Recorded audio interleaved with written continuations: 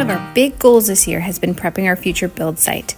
That being said, no project is without its challenges, and our most recent one had the potential to push off the entire thing. Just started pouring hydraulic fluid all over the place.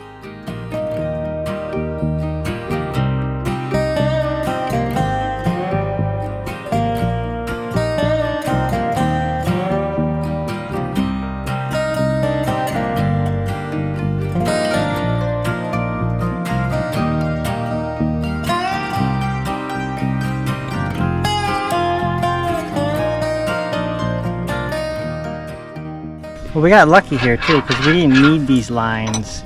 They were just for auxiliary functions, so being able to cap this made it pretty easy.